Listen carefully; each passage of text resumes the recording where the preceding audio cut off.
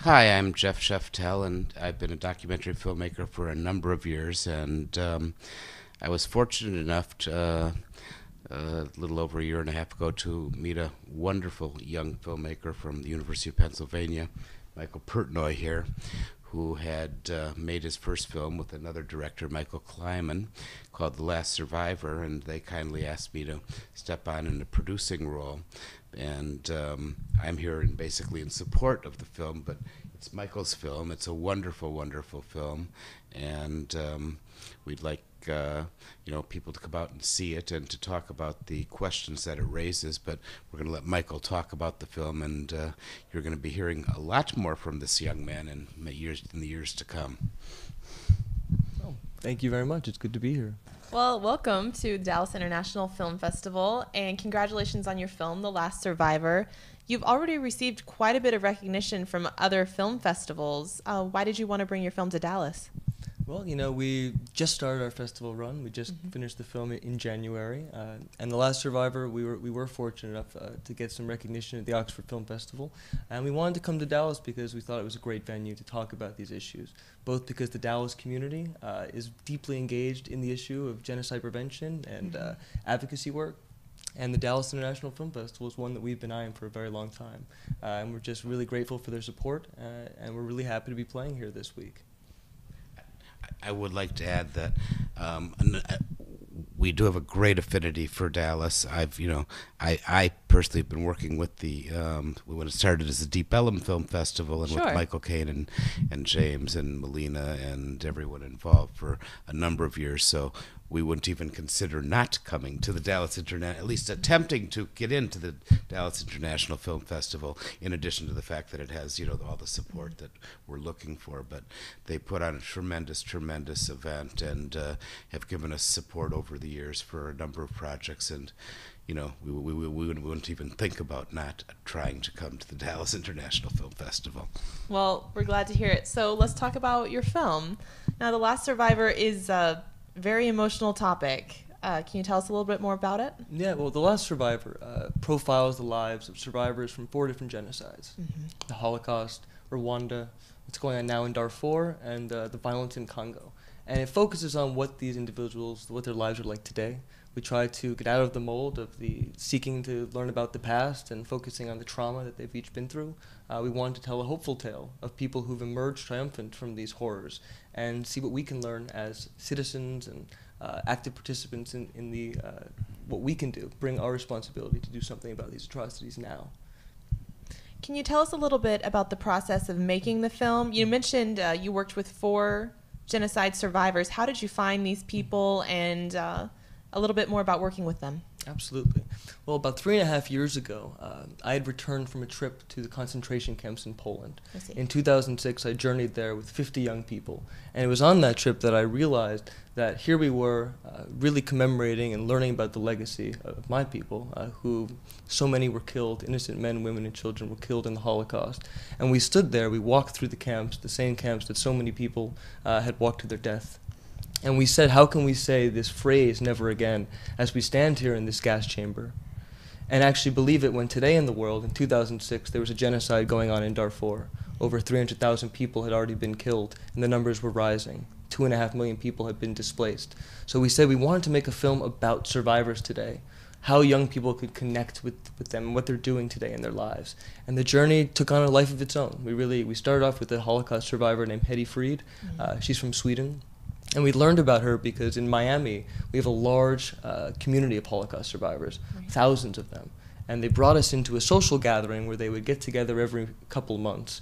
So they would sing and they would dance and they would have an afternoon of enjoying each other's company. And through some research, we learned that Hedy Fried, the survivor profiled in our film, was the founder of this organization over 25 years ago. And Hedy is one of the most progressive survivors I've ever met. And she said something to us so profound in the film that we were shocked by, because when you talk to survivors, you expect them to tell you about what they've been through and lessons from their past. But Hedy said something to us that just blew us away. And she said that one of the greatest lessons of the Holocaust is not just to learn about how many people were killed, but to learn that democracy dies if you don't fight for it. And for us, that really inspired us on our journeys as we wanted to raise awareness about this issue and how we as young people could really get involved and make change in our country. The rest of the film's characters were really part of the journey. We found Jacqueline Merakatete, a young lady from Rwanda, through research. She had formed this very interesting bond with a Holocaust survivor in New York City. And the two of them have been journeying for the last 6 years, talking to students and to groups all over the world, sharing their experience and talking about the bond that connects them. You know, on the surface, they're two people a world apart.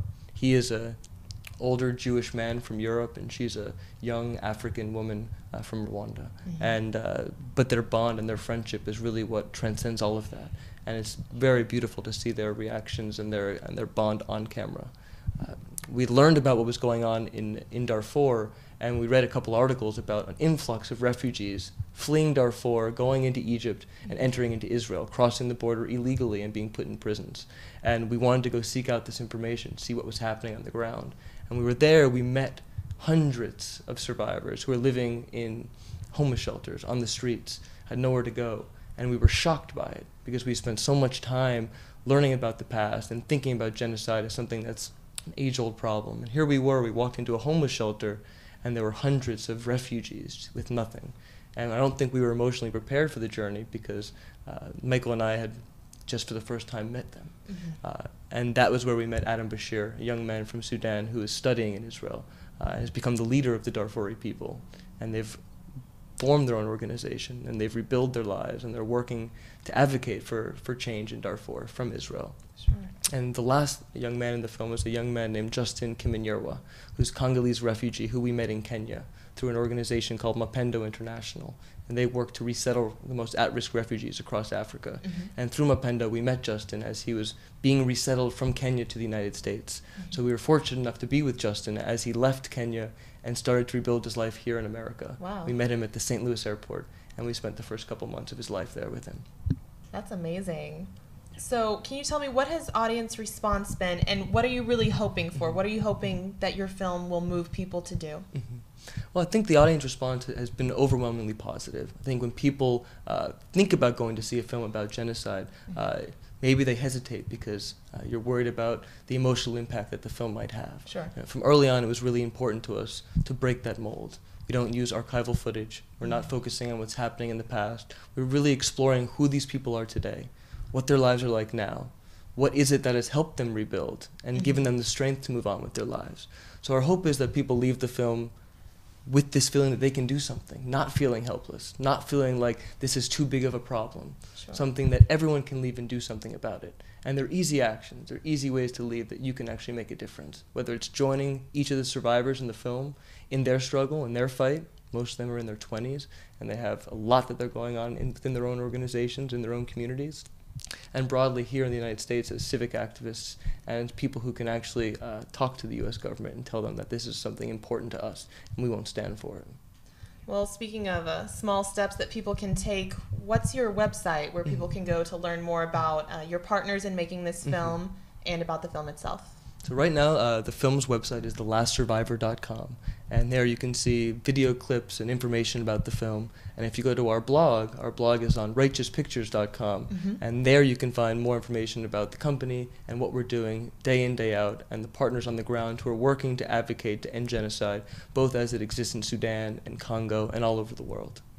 Well, it's great to hear about your film. Congratulations on it, and I really do hope that everyone sees it. It's a very moving story. So thank you both for being here, and enjoy your time. Thank you. Thank you so much.